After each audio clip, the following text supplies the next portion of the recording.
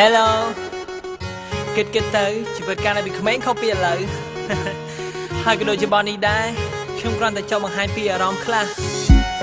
ក៏ដូចជារំលឹកនៅអនុស្សាវរីយ៍ចាស់ពីមុនហើយខ្ញុំសង្ឃឹមថាមិត្តភក្តិរបស់ខ្ញុំទាំងអស់គ្នាកាលនៅពីក្មេងគាត់នឹងបានស្ដាប់ឮអូខេ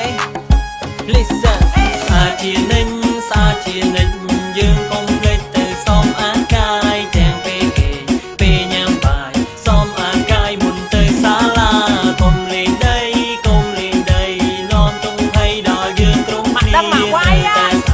ក្រុមវេលាទៅប្រើថាគូមក Listen កាលពីខ្ញុំនៅក្មេងខ្ញុំចេះចិត្តរៀងបត់នឹងតែនៅចាំបានឬទេនៅជីវិតបាត់ថនសរសើរឲ្យតែម៉ោង12មិនទាន់ទៀងកាតារត់ទៅសាលាដើម្បីបានជួបជុំមិត្តភក្តិនិយាយពីរឿងតុក្កតាគ្មានអីអួតខ្ញុំអួតតែពីរឿងហ្នឹងដល់និយាយមិនចូលគ្នាតាំងឆ្លោះតាំងខឹងពេលដែលខ្ញុំពេញនិយមប្រើនៅជំនាន់នងហើយចាំមើលតាក្អូនឲ្យឈប់លេងចូលឯងហើយ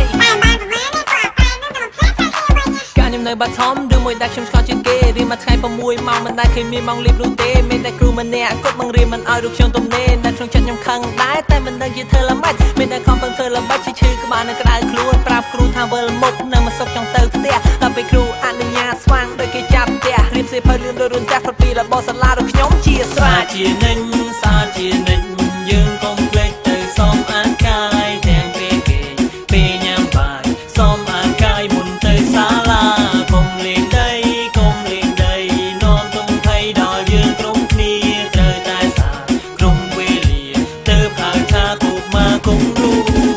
ពេលនេះខ្ញុំធំវ័យគ្រប់យ៉ាងមិនដូចពីមុននោះឡើយមានតែបទចម្រៀងមួយនេះដែលខ្ញុំខំតែងវាទាំងផាត់ផាយច្រៀងអាឡៃអាឡូក៏វ័យក៏វោឌីសៃក៏វត្តក៏ពិតលោកខែបងឆាត់ហេតុអីទៅជាឆាត់បាំងលោកខែទៅវិញខ្ញុំលោលេងទេចាប្រធានលេងទេហើយសូមផ្ញើជូនមិត្តនៅថ្នាក់ចិត្តខ្ញុំផងដែរពី David ប្រុសស្អាតតែអ្នកនៅចាំបានទេថ្នាក់ទី6ខសាលាអត់ដល់កំពង់ចាមយើងហ្នឹងសូមបញ្ជាក់ទេឆ្នាំសិក្សា2006-2007តែពេលចូលវិទ្យាល័យ